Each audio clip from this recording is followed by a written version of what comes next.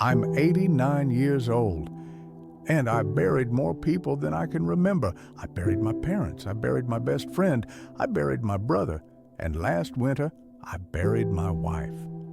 People think getting old is about wrinkles and gray hair. It's not.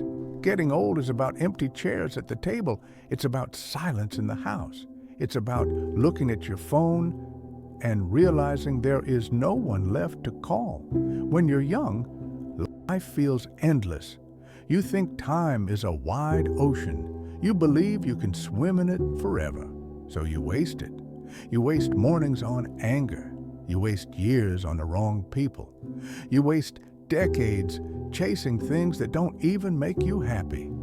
I know because I did exactly that. When I was 40, I thought I was a king.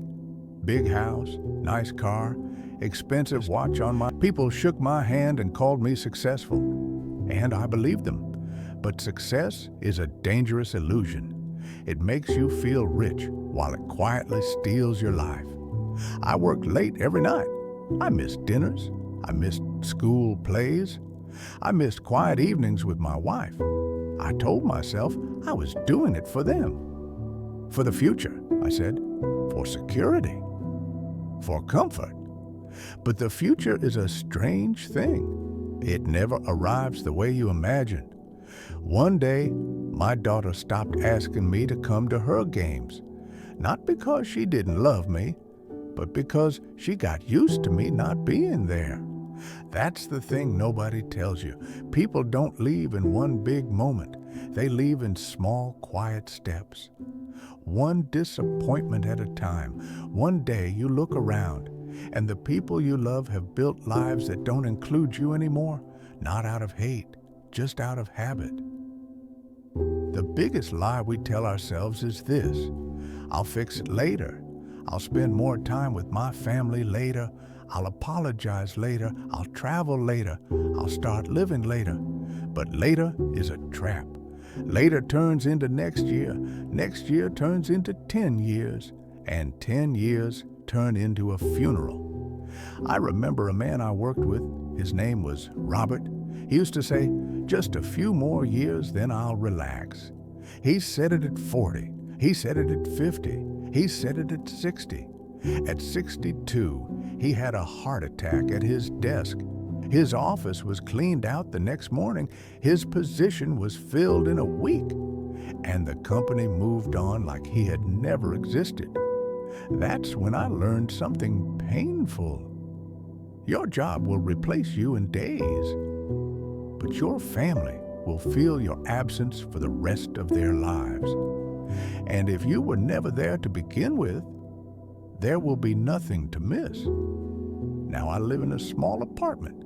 No big house, no fancy car, no expensive suits, just a bed, a chair, a window, and a box of old photographs. And those photographs are the only real wealth I have.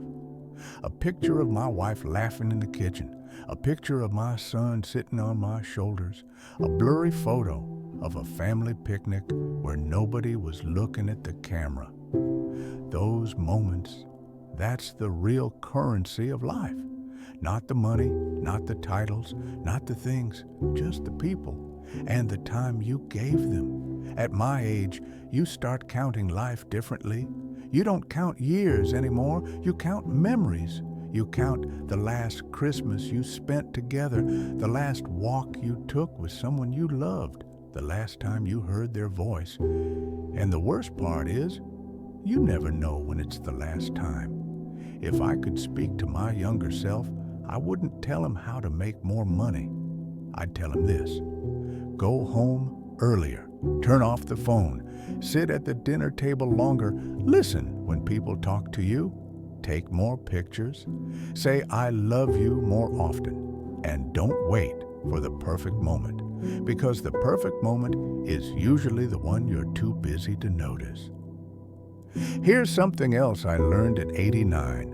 Nobody cares about your status when you're lying in a hospital bed. Nobody asks about your bank account. Nobody asks about your job title. They ask, where is his family? Who is with him? And if the answer is no one, that's the real failure in life. So, if you're still young, listen carefully. Call your parents today, not tomorrow. Today, sit with your friends, even if you're busy, even if you're tired.